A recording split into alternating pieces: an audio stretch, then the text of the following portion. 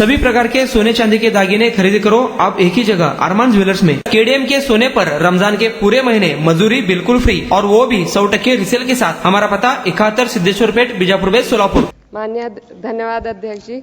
आज मैं 2025 के वित्त विधेयक पर अपने विचार रखने के लिए खड़ी हूँ।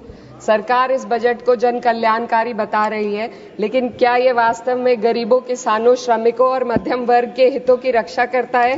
क्या ये युवाओं को रोजगार देगा? क्या महंगाई में राहत देगा? लगातार हम पढ़ते आ रहे हैं कि भारत की जीडीपी पिछले 10 वर्षों में दोगुनी हो गई है और हम जापान और जर्मनी को पीछे छोड़ते हुए 27 तक दुनिया की तीसरी सबसे बड़ी अर्थव्यवस्था बनने के ओर अग्रसर है।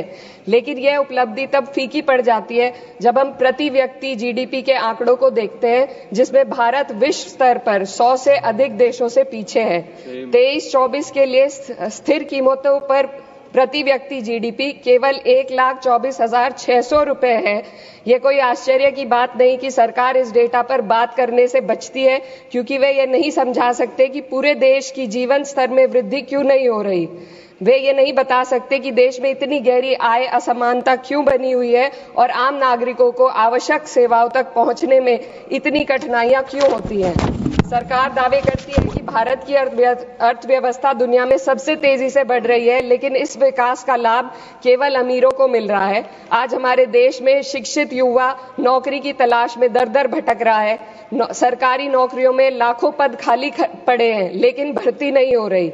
निजी क्षेत्र में भी नौकरियों की संख्या घटती जा रही है। उधर देश की शीर्ष 1% अमीरों के पास 40% से अधिक संपत्ति है, जबकि करोड़ों लोग 2 वक्त की रोटी के लिए संघर्ष कर रहे हैं। यह आर्थिक असमानता लगातार बढ़ रही है क्योंकि सरकार की नीतियां बड़े उद्योगपतियों को फायदा पहुंचाने के लिए बनाई जा रही है, जबकि गरीबों और मध्यम वर्ग को महंगाई और टैक्स के बोझ तले दाबा जा रहा है।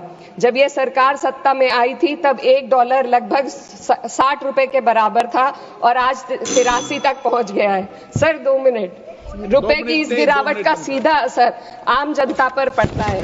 इस सरकार की मौजूदा वित्तीय नीतियां पूरी तरीके से अमीरों के पक्ष में झुकी हुई है।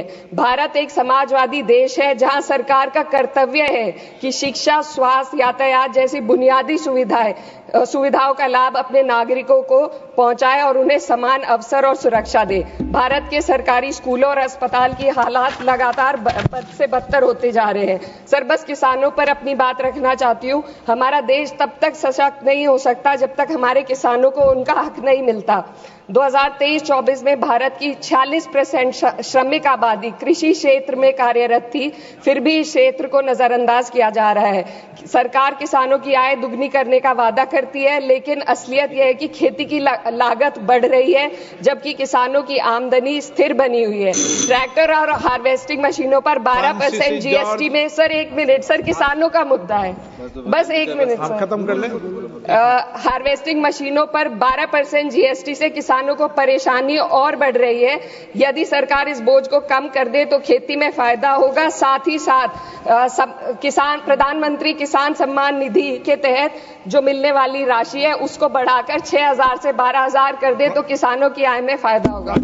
कुणाला गिफ्ट द्यायचं असेल तर मग चला ना अरमान अत्तर अँड परफ्यूम मध्ये।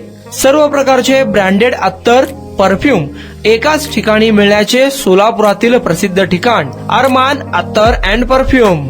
Ajmal, Rasasi, Ahmed Al Maghribi, Swiss Arabian यासारखे नामवंत कंपनीचे अत्तर अँड परफ्यूम मिळतील। इम्पोर्टेड गॉगल्स मध्ये पोगली, Ray Ban, LB, Ferrari, Gucci, Armani आदी नामवंत कंपनीचे गॉगल्स मिळतील।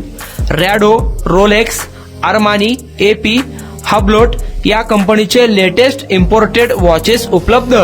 त्याशिवाय टेबल लॅम्प, बखुरदानी, मसाज गन, इम्पोर्टेड अगरबत्ती, हेअर ड्राय, फिंगर रिंग्स या वस्तू खरेदीसाठी एकदा अवश्य भेट द्या। अरमान अत्तर अँड परफ्यूम्स, मक्का मस्जिद समोर, ताज कॉम्प्लेक्स, विजापूर वेस्ट, सोलापूर।